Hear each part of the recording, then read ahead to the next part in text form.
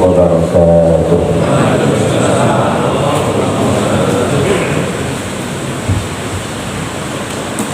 Alhamdulillah,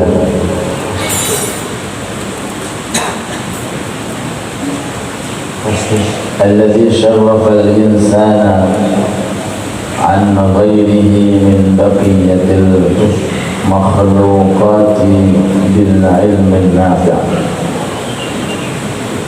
Allahumma adim salawatika wa salamaka ala abdika al-mustafa wa nabiyyika al-mujtaba habibina wa syafi'ina wa qurrati a'yunina maulana Muhammad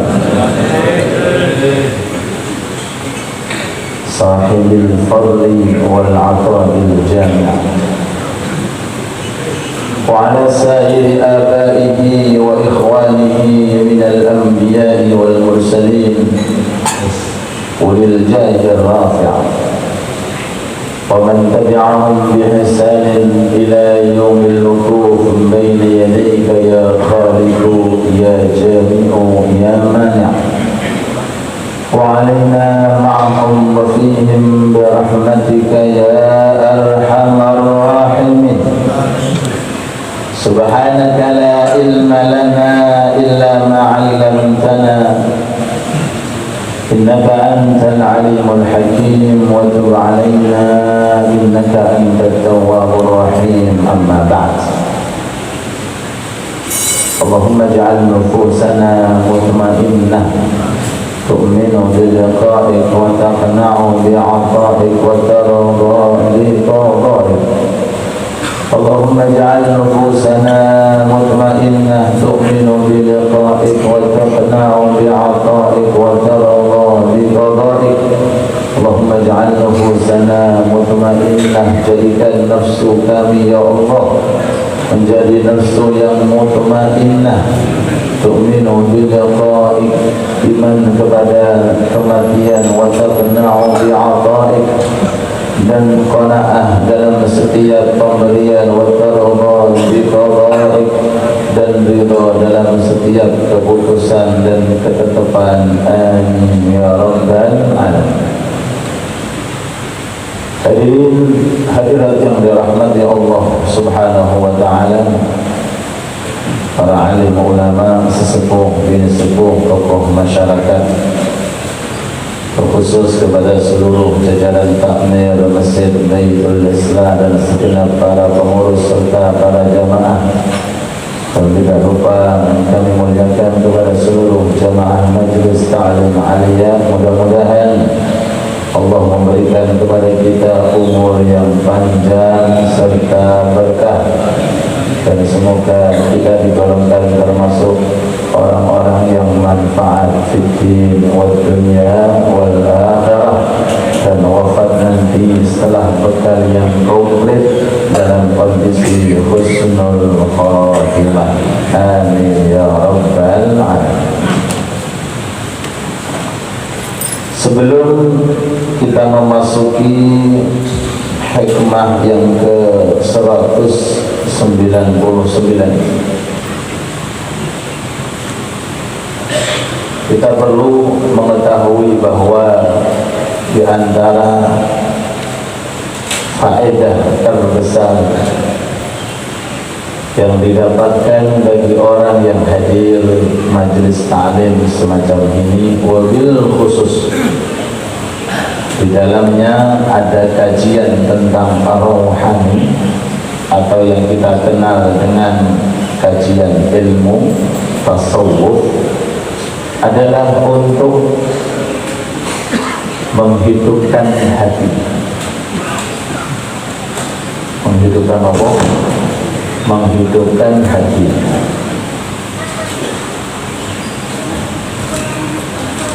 Sebagaimana yang telah digambarkan oleh Al-Imam Abdul Rahman Al-Musili dalam kitab Ihya, alaysal marid idza muni'a min at-ta'ami thalathata ayyamil yawm. Apakah Orang yang sakit ketika dia 3 hari tidak makan, tidak minum, apakah dia akan bisa terus hidup? Jawabannya tidak. Pasti dia akan mati. Jikalau ada orang sakit selama 3 hari, tidak dikasih makan, tidak dikasih minum, setelah itu dia mau mati. Fakadzalika al-qalb, begitu pula hati kita. Tapi jenengan 3 hari tidak makan, tidak minum, kenapa?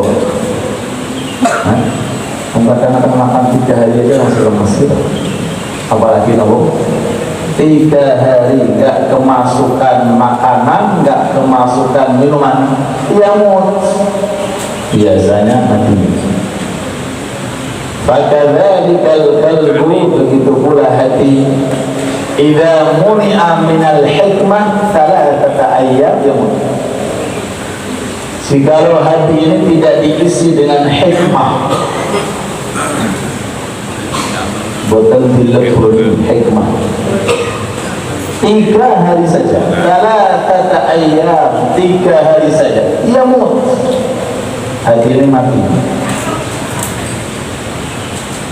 Maksudnya fungsi daripada Allah Ta'ala memberikan hati, tempatnya hidayah, tempatnya taufik, itu mati. Kenapa kok mati? 3 hari boten kelebon namanya apa? Hikmah. Boten kemasukan ayat-ayat suci Al-Quran, boten kemasukan zikir, lantunan-lantunan zikir, boten kemausan siraman daripada rohani melalui kalamnya para aulia, para salih. Mati. Sama seperti ketika ada orang sakit terhindar makan dan minuman 3 hari rata-rata mati, begitu pula hati manusia. Mudah-mudahan hati kita dihidupkan oleh Allah 4 bulan kalau bulan ya nopo ya nopo 4 bulan 3 bulan belas berarti wonten air menetes dari langit ya nopo kering. Pohon banyak yang mati, gimana bang? Jalan raya kelihatan panas, gersang. Ini adalah suatu gambaran dan perumpamaan. Apalagi yang hidupnya di padang pasir, khususnya di daerah Arab. Bapak Fauzi beserta jamaah Masjid Sunan Giri, Masya Allah. Mudah-mudahan Masjid Baitul Islah tambah hari, tambah makmur, tambah berkah.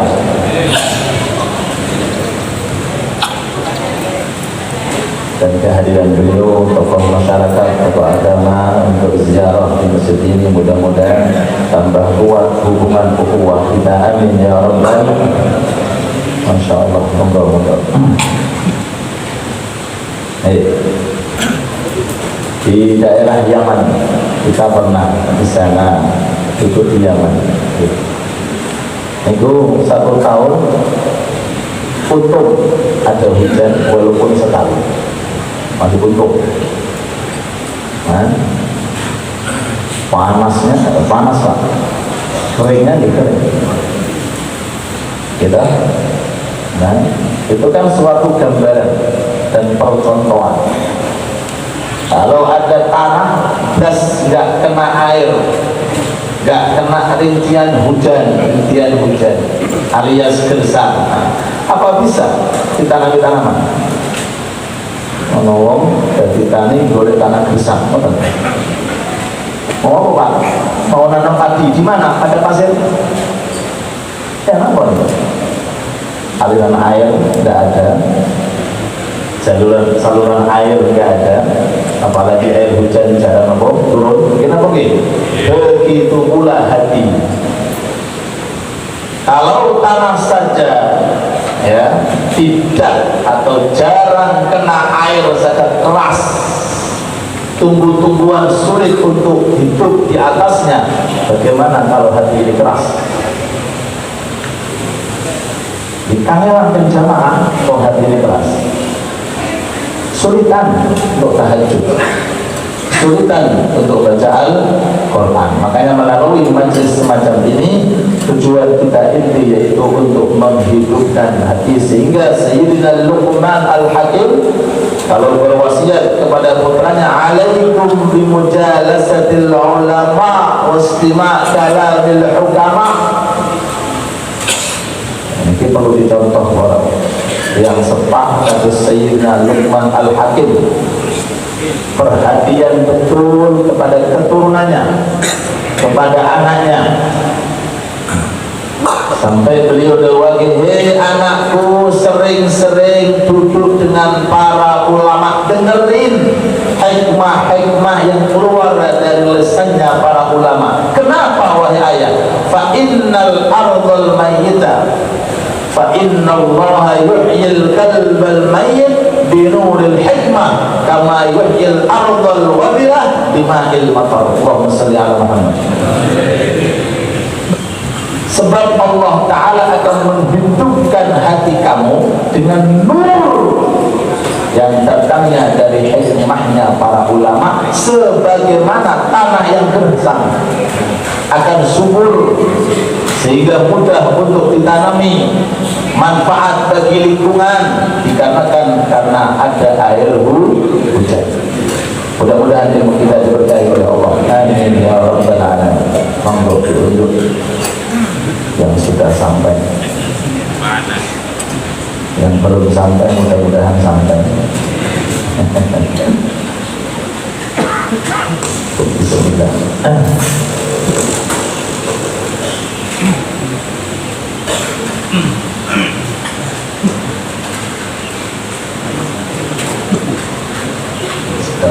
Sudah melihat ya.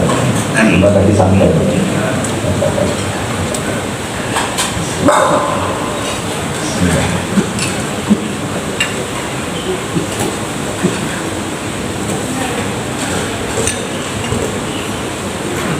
Kita doakan mudah-mudahan yang khidmat donasi untuk majelis ta'lim ini, mudah-mudahan rezekinya dilancarkan oleh Allah. Mudah-mudahan dikasih oleh Allah Ta'ala tetap sehat walafiat. Ibu-ibu yang menyiapkan sajian, bapak yang membuat kopi, yang menangkap gorengan, kita doakan beliau panjang umur, berkah umurnya, sehat walafiat, lancar rezekinya, keturunannya soleh dan solehah untuknya dan untuk kita semuanya. Amin ya rabbal alamin.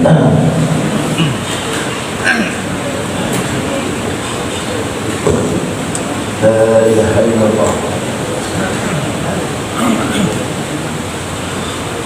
Mari dilihat mungkin yang sudah ada kitabnya atau mungkin di aplikasi yang ada di HP, hikmah yang ke 199.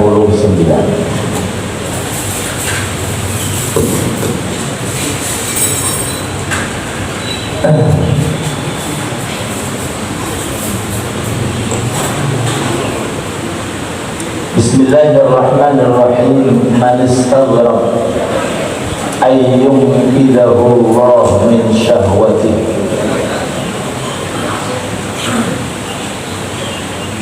wa ay yukhrijahu min wujudi ghaflatihi faqad ista'jaza al-qudratal ilahiyah wa kana Allahu ala kulli syai'in muqtadira.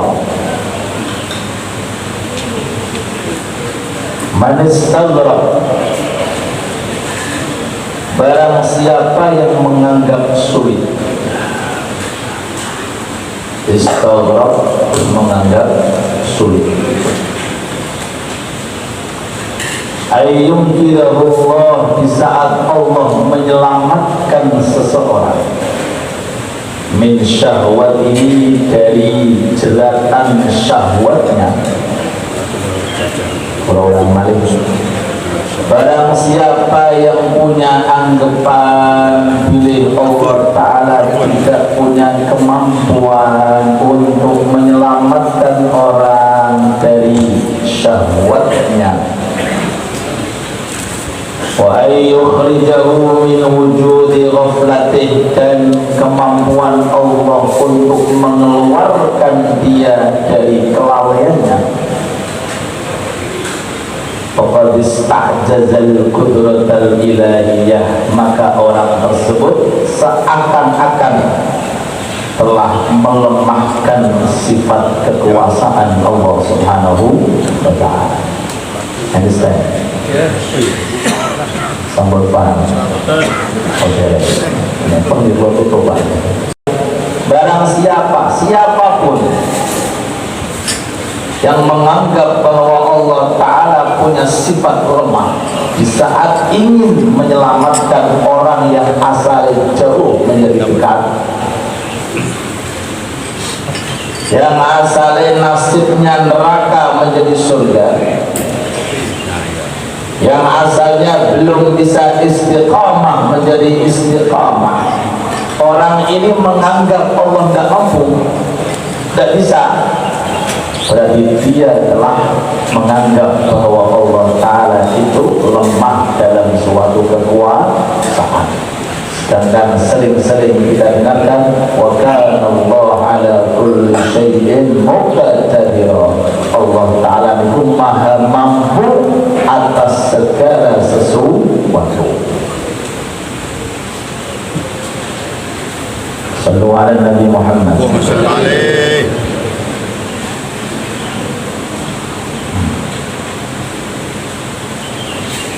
Hadirin hadirat yang dirahmati Allah Subhanahu wa ta'ala,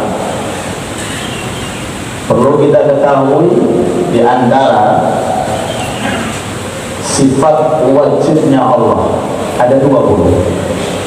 Wujud tidak maqam mukhalafatul lil hawadisi qiyamuhu bi nafsihi wa dhaniyya qudrat iradah, seterusnya. Di antara 20 sifat yang dimiliki oleh Allah adalah qudrah,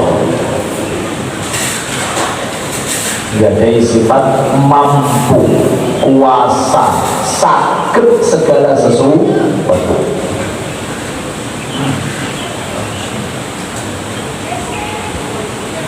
Dengan lihat mawar,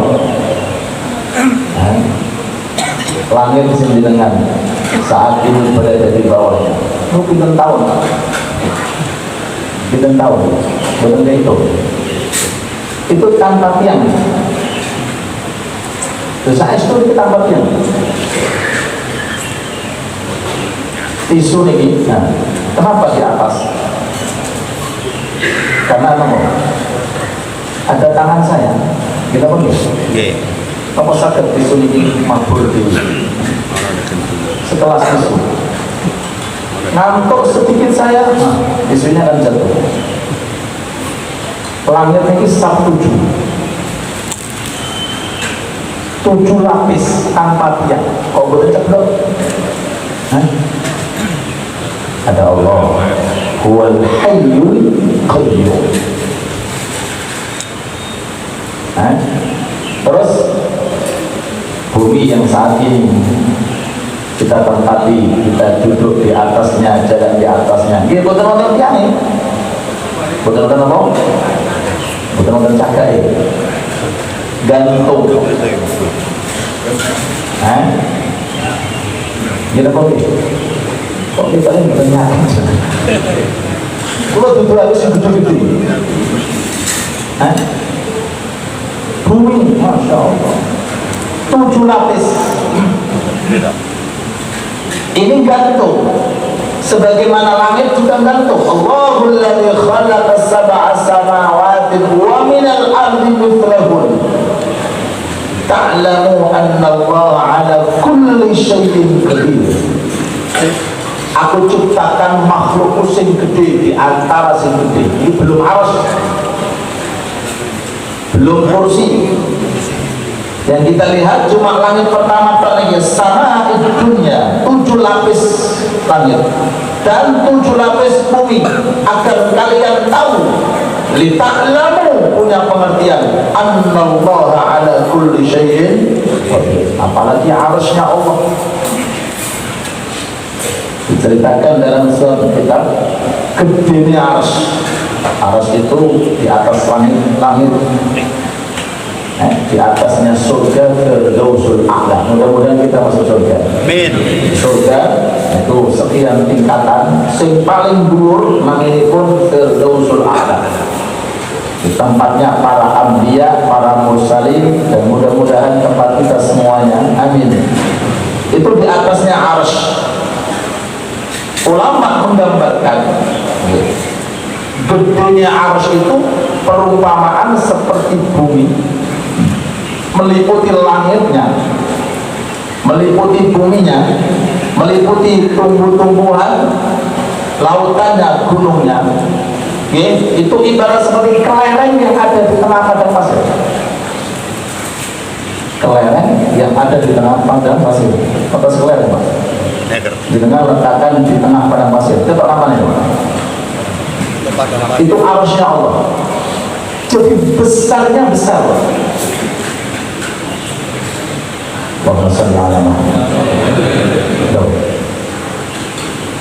Dengan ciptaan yang begitu besar saja Allah Ta'ala mengatakan kun fayakun. Masa boleh sakit, Pak, merubah hati seseorang? Sakit. Wong menungso iki ciptaane Allah, gaweane Allah. Atau sekolah itu memang tisu di depan saya letak itu hak saya, sekelas tisu mawon. Tapi ini besi yang mikir, Pak. Ini tisu, saya letak kanan kiri, saya kecilkan, saya besarkan, saya mampu sekelas tisu. Allah. Makanya jangan merasa tidak bisa untuk berubah. Kalau kita bersandar kepada Allah. Makanya salah, maaf, ada ucapan ini adalah watak saya, tidak bisa berubah. Ini salah. Ini adalah sifat saya, tidak bisa berubah. Ini mono gawanan semua ciri, tidak bisa menurut. Kalau seandainya watak tidak bisa berubah, kenapa ada Rasul? Kenapa?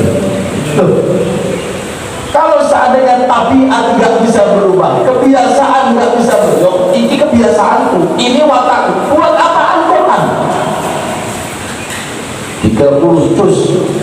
Dan buat apa Allah Ta'ala menugaskan para anbiya, para rasul yang diwahyukan berupa Al-Quran yang difirmankan laqad kana lakum fi rasulillahi uswatun hasanah. Datang seseorang kepada Kanjeng Nabi, terus didoakan yang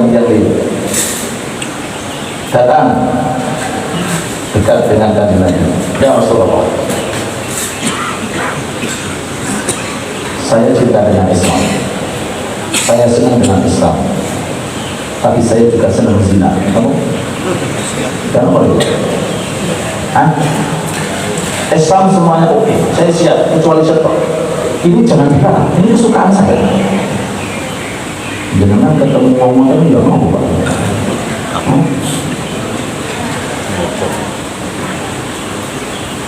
La ilaha illallah. Loh, ini sekedar satu contoh bahwa sikap itu bisa berubah, akhlak seburuk apapun bisa berubah kalau kita mau merubah. Innallaha la yughayyir ma biqaumin hatta yughayyiru ma bi anfusihim. Ada orang sukanya murang-muring, belajar bab khusus, bab muring-muring, bab bulu bolak lereng muring-muring.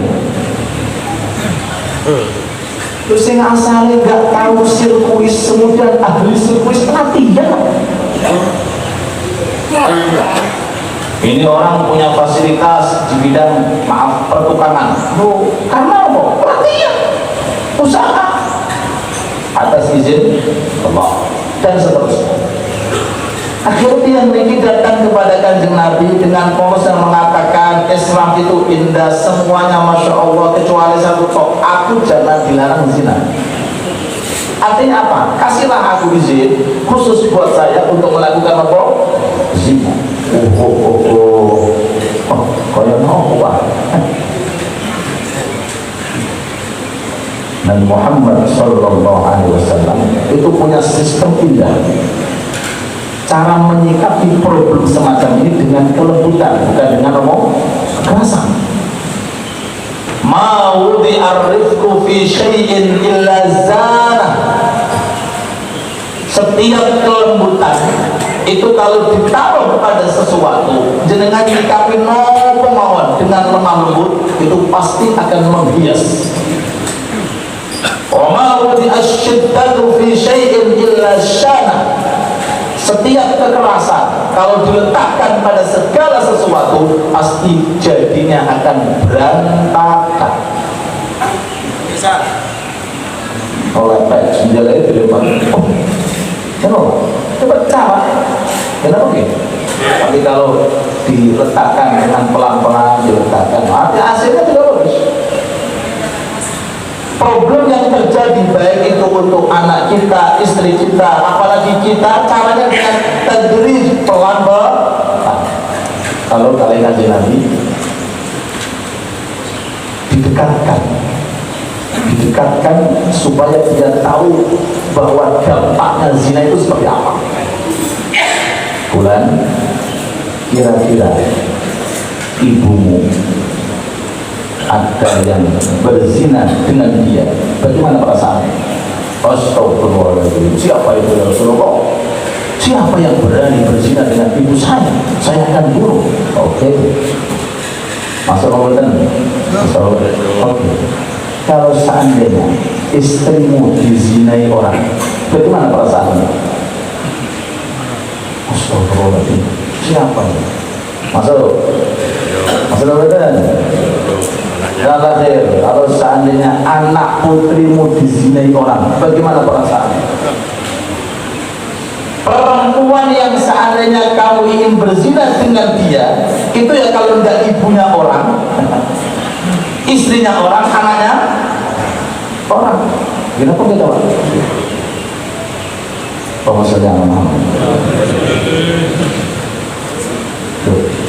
Atas ikhtiar Rasulullah, atas kekuatan Allah Ta'ala, diletakkan tangan beliau di dadanya, dilus singgol yang ini tangannya bisa menasihati gampang, tangannya jangan diletakkan di dada, kemudian digesek ke bawah ke atas. Subhanallah, hilang borong. Keinginan untuk berbuat hal semacam itu dihilangkan seketika. Wa kana Allah ala kulli syai'in muqtadir. Lalu mengatakan, ya Rasulullah, sumpah atas nama Allah, ketika aku masuk ke rumah jenengan, dalam hatiku tidak ada yang paling aku cintai melebihi zina. Tapi setelah ini saya akan keluar, tidak ada sesuatu yang paling aku benci melebihi daripada zina. Otomatis perubahan secara otomatis. Dan itu adalah sifat kekuasaan Allah Subhanahu. Siapa Umar bin Khattab? Sahabat khalifah kedua. Siapa nih?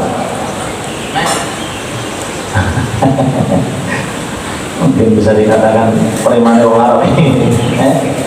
Kehalanya penting. Umar bin Khattab, khalifah kedua.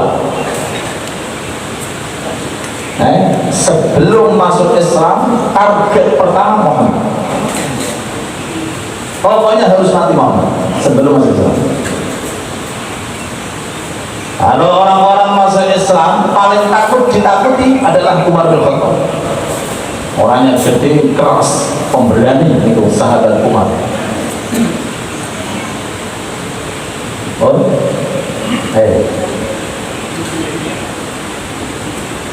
Duduk dengan Abu Jahal, Amr bin Hisham.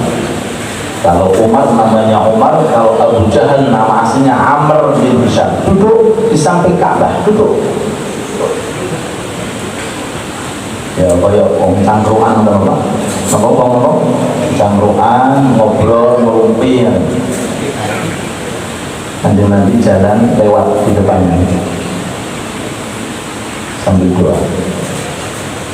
Allahumma a'izzal Islam bi ahabbil rajulain ilaik. Gusti, agungkan agamaku Islam dengan salah satu di antara dua orang ini yang paling kau cintai. Yang paling apa? Engkau cintai. Ahabbil rajulain. Dua-duanya kafir. Abu Jahal jelas kafir, Umar bin Khattab sebelum Islam kafir. Tapi doa kan Nabi ahabbil rajulain. Loh, tidak pernah melemahkan sifat kekuasaan Allah. Dengan satu di antara dua orang yang paling kau cintai. Loh, ini kafir semuanya nih. Amr bin Hisham, Abu Jahal bin kafir, Umar bin Khattab bin, tapi bahasa Rasulullah bi ahabbil rajulain, dengan orang yang paling engkau cintai dari keduanya. Ada keterangan dari ulama saat itu Abu Jahal duduknya ngaku rancang meter. Ini kalau bisa dihindari. Jangan biasakan meter. Kalau mau seandainya tarik gini, I love you aja. Oh.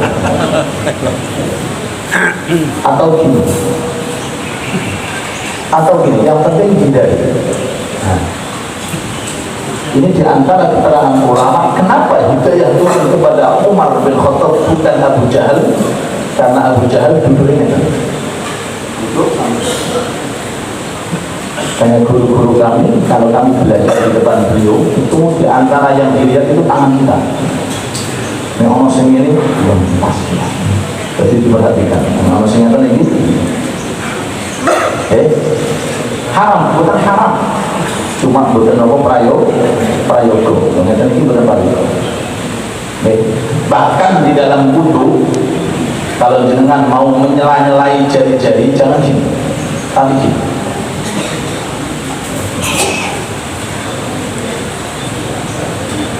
Walaupun boleh-boleh saja, itu bukan masalah.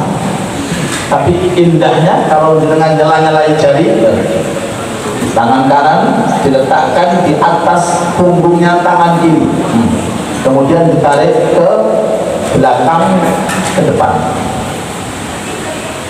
Allahumma sholli ala Muhammad. Tangan kiri diletakkan jari-jarinya di punggungnya tangan yang kanan. Okay. Kemudian apa? Atas izin Allah Subhanahu wa ta'ala, pulang lagi Umar bin Khattab, pulang. Mau mendekati rumah, ada adik perempuan yang sedang baca Al-Quran. Dan di antara ayat Al-Quran menyentuh hatinya Umar bin Khattab. Kemudian datang kepada Nabi Muhammad sallallahu alaihi wasallam. Para sahabat ketika duduk dengan kanjeng Nabi terdengar ketokan orang Umar apa? Bahwa bahaya dia Rasulullah. Tenang. Dia datang ke sini untuk Islam. Berapa menit, berapa detik, berapa hari, berapa minggu? Tidak butuh beberapa hari. Kalau Allah Ta'ala ingin menghendaki, kita begini. Nah, tapi Allah Ta'ala buatan ingin menghendaki. Abu Lahab, paman kanjeng Nabi, paman cer. Nasibnya, finisnya neraka sesuai dengan firman Allah. Tabbat yada Abi Lahab. Salman Al-Farisi dari Persia,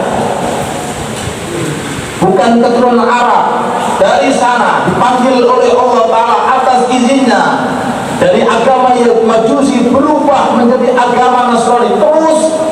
sampai kemudian datang ke kota Madinah berjumpa dengan Nabi Muhammad sallallahu alaihi wasallam. Dari semuanya ini cerita bisa kita ambil kesimpulan, tidak boleh kita putus asa. Tidak boleh kita putus asa. Wa izzu man tasha wa tudhillu man tasha biyadikal khair innaka ala kulli syai'in qadir. Allah bisa menjauhkan, Allah bisa mendekatkan, Allah bisa mengangkat, Allah bisa juga merendahkan. Biyadika di tanganmu ya Allah Ta'ala kebaikan secara utuh. Innaka ala kulli syai'in qadir. Mudah-mudahan Allah selalu memberikan hidayah kepada kita. Amin ya rabbal alamin. Kemudian saya tutup untuk menguatkan tema semacam ini dalam kehidupan kita, diterangkan dalam kitab syarahnya kitab Hikam yang dikarang oleh Imam Syarqawi. Satu, caranya depeteso ning ngarsane Allah, khususnya di waktu sahar. Untuk depetes, apa depetes itu? Depetes, kok nangis? Depetes itu bersimpuh lutut merapat di hadapan Allah ketika waktu sebelum hajat. Saya belum mana depetes. Mana tubuh kuno al-billah wal inqisam. Dawipun al-Imam Idrusul Akbar, man arada as-safa ar-rabbani fa'alaihi bil inkisar fi akhir lail atau fi jawfin nahar, fi jawfil lail. Barang siapa yang ingin untuk bisa membersihkan hati supaya hati ini lunak, gampang kena nasihat, terhilangkan sifat sombong dan takabur, al-inkisar fi akhir lail, datangilah Allah Ta'ala sebelum fajar di waktu kita ngomong tahajud. Bahkan Imam Ibrahim bin Adham itu raja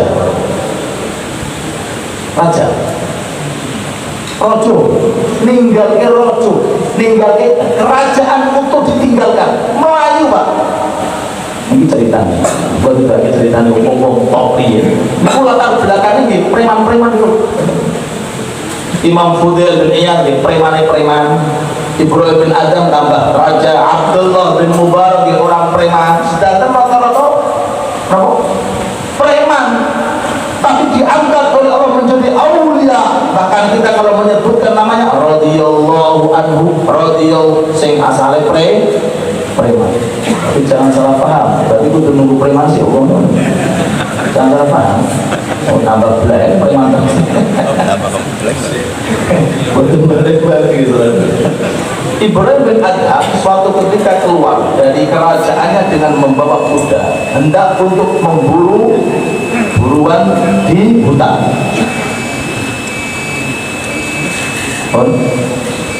Sesampai di sana, turun dari kudanya. Saat itu yang dikejar adalah Arnab. Arnab itu terwelu. Nama terwelu? Linci. Memang hobinya dia niku napa? Berburu. Di tengah-tengah dia berburu. Datang siraman rohani langsung dari Allah, bukan melalui ustaz. Kita berharap semacam ini bodoh. Tiba-tiba ada ketukan langsung dari Allah, ingin berubah, ingin istiqomah, gitu mungkin. Datang hati suara tanpa rupa mengatakan, Ibrahim sadar, kamu saya ciptakan tujuannya bukan kayak gini Ibrahim. Bapak mau pengen terwelu loh. Alihada khalaqtuk amlihada amartuk. Hei Ibrahim, apakah untuk inikah aku ciptakan untukmu? Dan apakah dengan inikah aku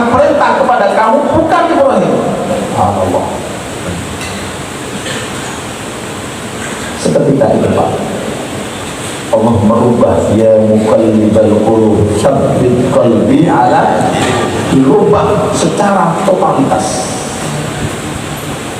Kembali kudanya dikasihkan kepada orang, dia lari kabur dari kerajaan. Sosok seorang raja menghindari dunia yang dia miliki, kekuasaan yang dia miliki, kemudian berkelana mengembara, akhirnya jadi yang namanya Ibrahim bin Adham radhiyallahu anhu wa arda. Mudah-mudahan kita semuanya digolongkan termasuk orang-orang yang selalu dijaga oleh Allah dan selalu mendapatkan apa yang telah diinginkan oleh Allah, dan semoga kita selalu mendapatkan taufik dan hidayah, amin ya rabbal alamin.